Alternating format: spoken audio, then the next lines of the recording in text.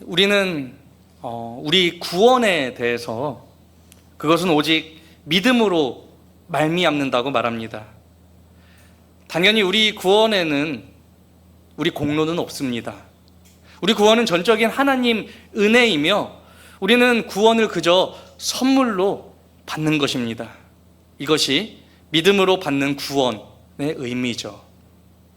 그럼에도 우리 행위가 계속해서 강조되는 이유는 무엇이겠습니까? 그것이 상관이 있기 때문입니다.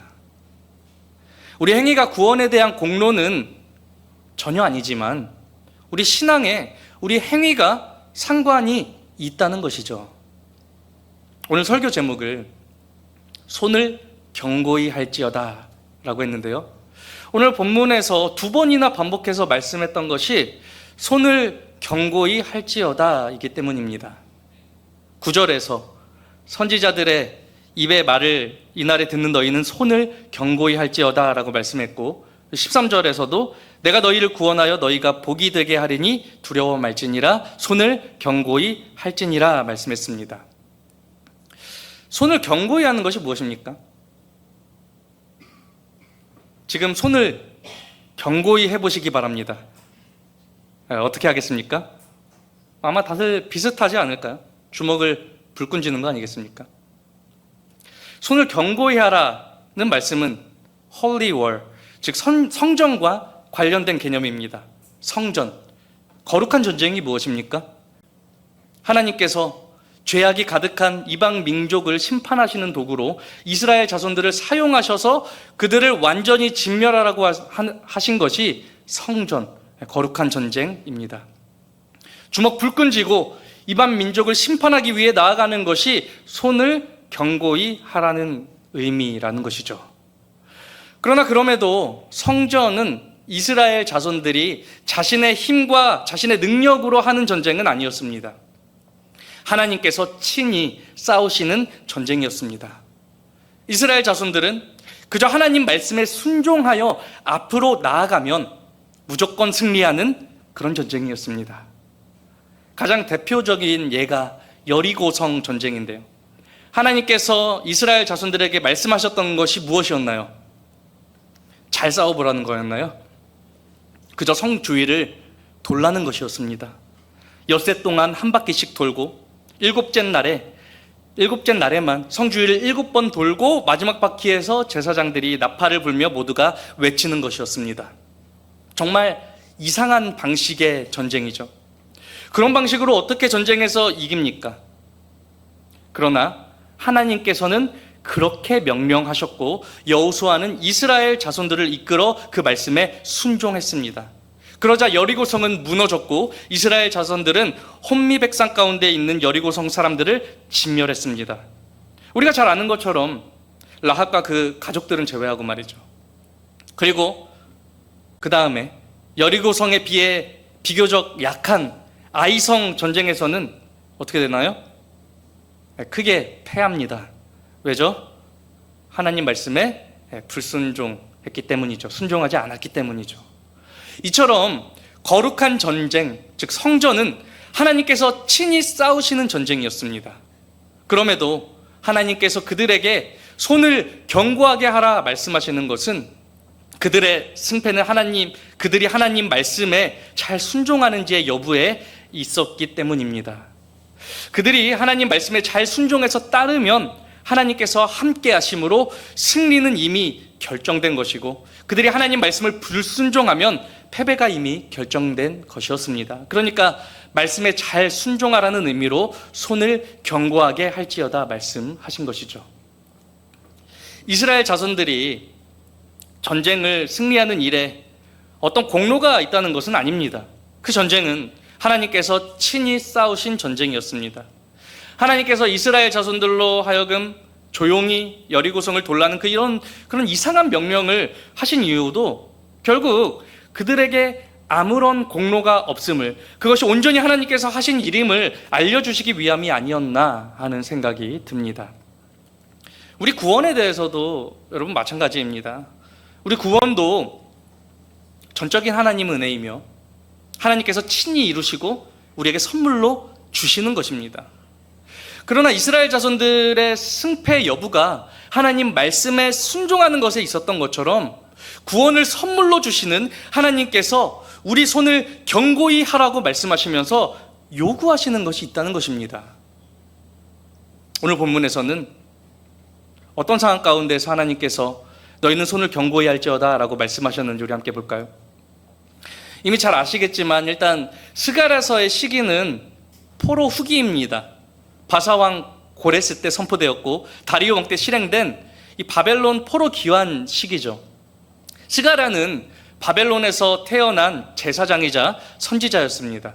수룹바벨과 대제사장 여호수아와 함께 1차 귀환 때 함께 귀환한 사람이었죠. 당시 예루살렘으로 귀환한 사람들이 마냥 좋기만 했겠습니까? 물론 자유를 얻으면 좋죠. 그러나 걱정과 근심이 곧 따르기 마련입니다. 저도 한국에서 군 생활을 했었는데요. 제가 군 생활을 할 때 곧 전역을 앞둔 고참이 하나 있었습니다. 제가 그랬죠. 이제 곧 전역하시니까 좋겠습니다. 이제 자유를 얻게 되니까 말이죠. 그 고참이 이런 식으로 대답했었습니다. 좋긴 하지만 마냥 좋지만은 않다. 이제부터 걱정 시작이지 라고 말이죠. 군생활에서 비록 자유는 없지만 사실 큰 걱정은 없습니다. 다른 거 특별히 걱정할 것 없이 그냥 주어진 하루 일과를 잘 살아내면 되기 때문이죠. 물론 군생활이 힘듭니다. 안 힘들다는 건 아니에요. 나름의 걱정과 또 고민이 있겠죠. 군생활을 빨리 마치고 싶습니다.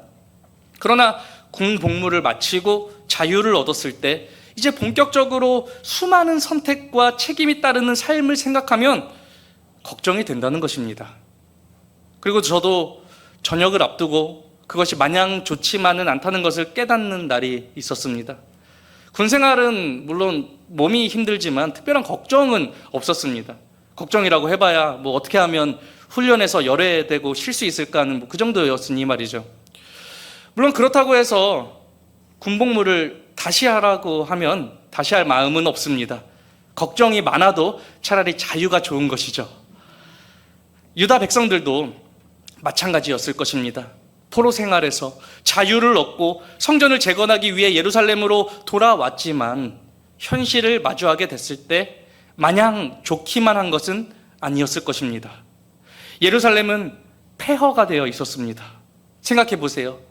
유다 백성들이 포로 생활을 70년간 했는데 뭐가 얼마나 잘 관리되고 유지되어 있었겠습니까? 70년 된 집을 한번 생각해 보세요. 물론 사람이 살고 있고 꾸준히 수리하고 보수한다면 모르겠지만 70년간 방치되어 있는 집이 어떤 모습이었겠습니까? 저희 교회 옆에 놀이터가 하나 있지 않습니까? 제가 어릴 때 거기에서 자주 놀았었는데요.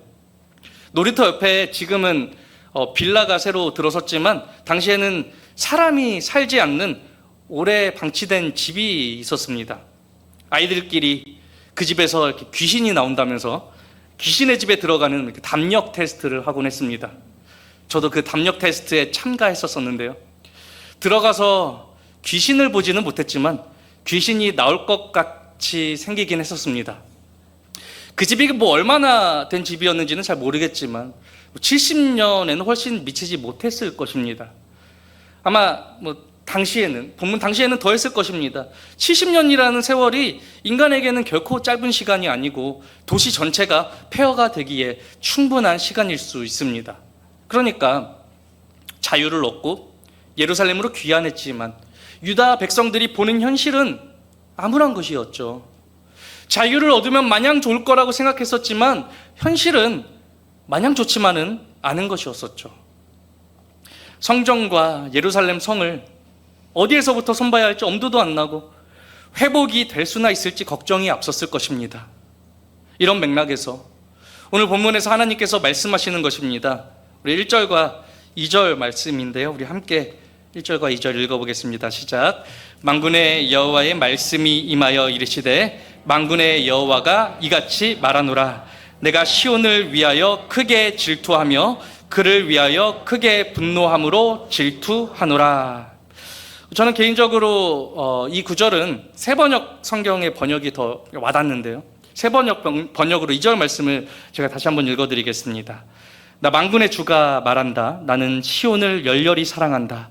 누구라도 시온을 대적하면 용서하지 못할 만큼 나는 시온을 열렬히 사랑한다.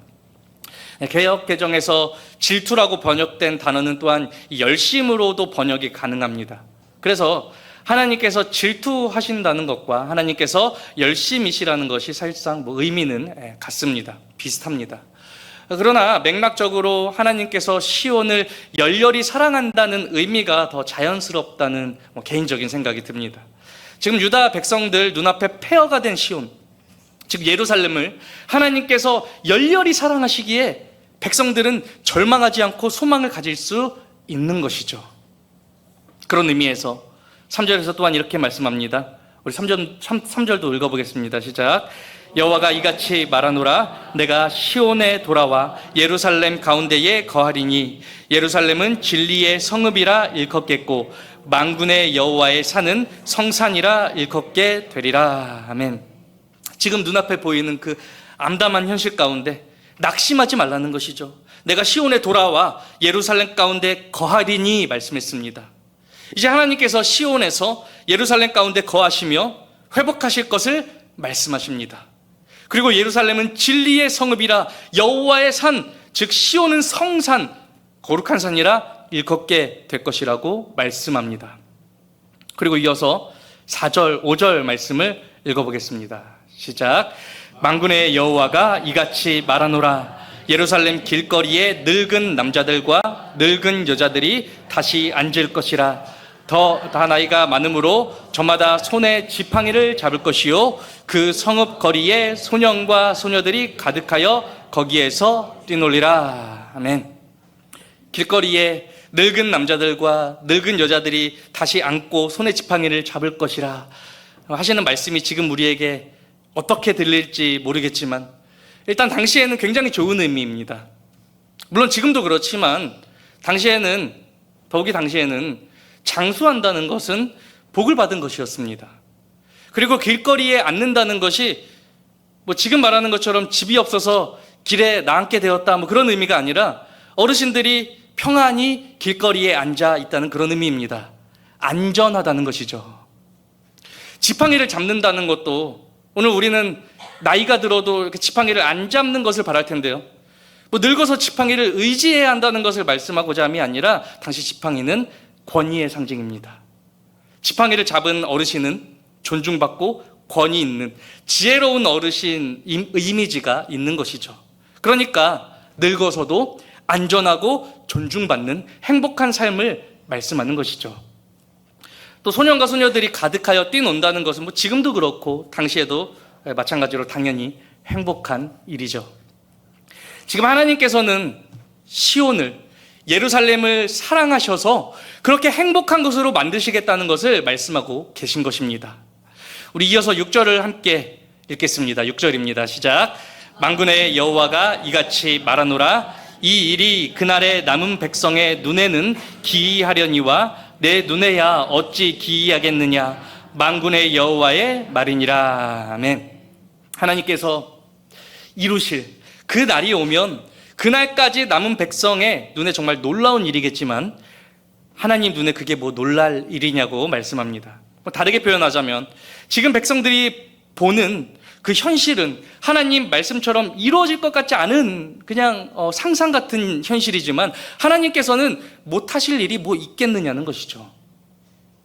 우리나라 지방에 노인들만 살고 있는 어느 한 지역에 젊은이들이 가득하게 하겠다고 어린이들이 가득하게 하겠다고 이런저런 정책을 내세운다고 정말 그렇게 되겠습니까? 그게 그렇게 간단하고 쉬운 문제가 아니지 않습니까? 요즘 우리나라 저출산 문제로 이슈가 되고 어떤 정책을 세운다고 하지만 그게 쉽게 해결되겠습니까? 그게 그렇게 간단한 문제가 아니지 않습니까? 예루살렘으로 귀환한 백성들이 보는 현실도 그랬습니다. 늙은이들이 평안하고 행복한 삶, 어린아이들이 뛰노는 삶, 현재 상황에서는 현실적인 일처럼 보이지 않는다는 것입니다. 그러나 하나님께서 예루살렘을 사랑하셔서 그렇게 하시겠다면 못하실 것이 있겠습니까?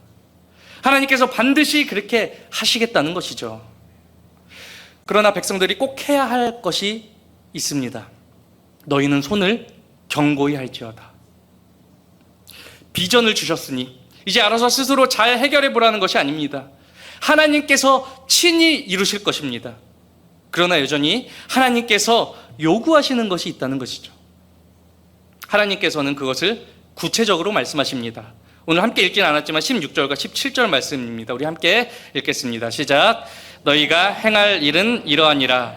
너희는 이웃과 더불어 진리를 말하며 너희 성문에서 진실하고 화평한 재판을 베풀고 마음에 서로 해하기를 도모하지 말며 거짓 맹세를 좋아하지 말라. 이 모든 일은 내가 미워하는 것이니라. 여호와의 말이니라. 아멘. 이러한 하나님 말씀을 지키는 것이 예루살렘으로 귀환한 유다 백성들이 손을 견고히 하는 일이었습니다. 그렇다고 해서 이것을 마치 공로로 생각할 수는 없을 것입니다. 우리가 그랬으니까 결과적으로 그렇게 된 거라는 식으로 생각할 수는 없을 것입니다. 앞서 거룩한 전쟁, 즉 성전에 대해서 말씀드린 것과 같습니다. 이스라엘 자손들의 승리가 그들의 공로라고 말할 수 있겠습니까? 여리고성을 돌았기 때문에 여리고성을 도는 것이 승리에 직접적인 영향이 있었겠습니까? 그렇지 않죠. 견고한 그 여리고성을 하나님께서 친히 무너뜨리신 것입니다. 하나님께서는 약속하신 대로 약속을 이루신 것입니다. 그러나 하나님께서는 이스라엘 자손들로 하여금 그들 편의 약속을 지키라고 말씀하신 것이죠. 오늘 본문에서도 마찬가지입니다.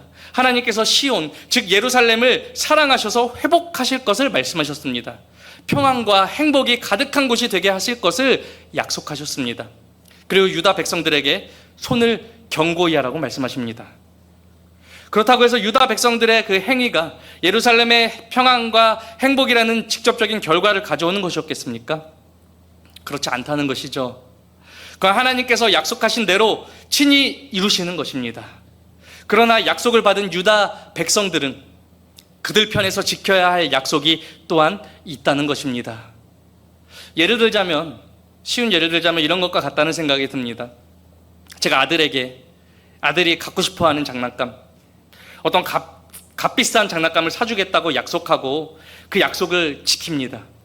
그리고 대신 아들에게 동생들을 놀리거나 괴롭히지 말 것을 약속받았습니다.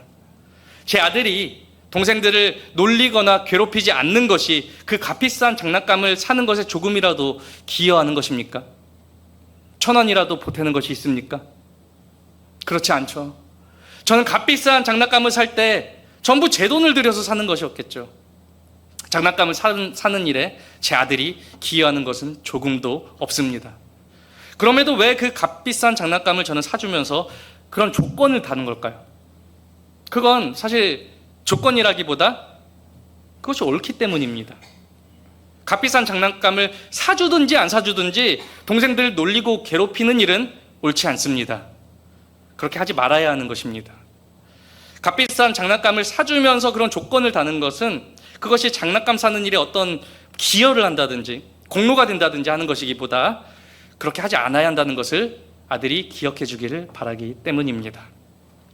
장난감도 안 사주고 더 큰 힘으로 굴복시킬 수도 있겠죠. 비 오는 날 먼지 나게 뭐 어떻게 한다는 것처럼 말이죠. 그러나 그렇게 하지 않고 오히려 은혜를 베풀며 좋은 관계를 유지하고자 하면서 그렇게 하는 것은 사랑하기 때문 아닐까요?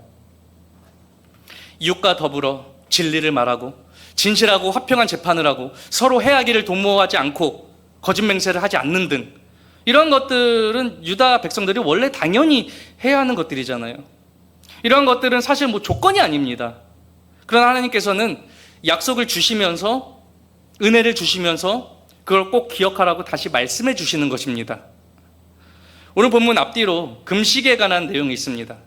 스가랴 7장에서는 금식이 나를 위한 것이냐고 하나님께서 말씀하시고 스가랴 8장 후반부에서는 금식을 기쁨과 즐거움과 희락으로 바꿔주시겠다고 말씀합니다. 이 또한 하나님께서는 그들이 행하는 금식이 그들의 구원을 이루는 공로가 되지 않는다는 것을 말씀하시고자 합니다. 그들이 금식했기 때문에 포로 생활에서 자유를 얻은 것이 아니라 또한 기쁨과 희락과 즐거움을 주실 것이라고 그렇게 말씀을 하시는 것이죠. 하나님께서 약속하셨기 때문에 이루는 것이지 그들의 공로가 아니라는 것을 하나님께서는 말씀하시는 것입니다. 하나님께서는 항상 그렇게 일하셨습니다. 먼저 은혜를 주시고 우리로 그 은혜에 합당하게 살도록 인도하시는 것이죠. 출애굽 때도 하나님께서는 먼저 이스라엘 자손들을 애굽에서 구원하시고 이끌어내시고 그 후에 십계명을 주셨습니다. 바벨론 포로기 때도 먼저 유다 백성들에게 자유를 주시고 계명을 주셨습니다. 그리스도 예수님을 믿는 우리에게도 먼저 구속의 은혜를 주시고 새 계명을 주셨습니다. 구원에 우리 공로는 전혀 없지만 하나님께서는 우리에게 구원을 주시며 원하시는 바가 있으십니다. 그건 하나님 말씀을 우리가 지키는 사람들이 되는 것입니다. 창조주이신 하나님, 우리 주인이신 하나님 말씀을 지키는 것은 사실 너무 당연한 일입니다. 그걸 어떤 조건이라고 생각하면 너무 뻔뻔한 것이죠. 한없는 은혜를 주시면서 좋은 사람이 되기를 바란다는 하나님이 정말 좋은 하나님 아니십니까? 구원은 오직 믿음으로 받는 것이라는 말을 우리가 오해하지 않게 되기를 바랍니다. 그건 구원에 있어서 우리에게 아무런 공로가 없다는 말이지 하나님의 계명과 상관없이 살아도 된다는 말이 아닙니다. 정말 은혜를 받은 사람이라면, 정말 구원을 받은 사람이라면 하나님의 계명을 지켜 행하며 삽니다.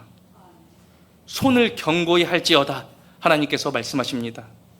정말 예수 그리스도 안에서 은혜를 받은 사람이라면 손을 불끈 쥐고 이제는 주를 위해 살겠다고 다짐하고 결단하는 사람이라는 것입니다.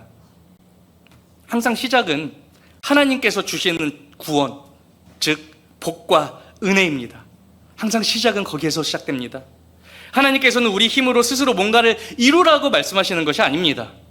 그러나 하나님께서 주시는 선물이 우리 마음을 새롭게 하고 우리 결단을 새롭게 하고 우리 삶을 변화시킵니다. 손을 견고히 하며 이제 은혜 주신 주님을 위해 살겠다고 결단하는 우리가 모두 되기를 간절히 소망합니다.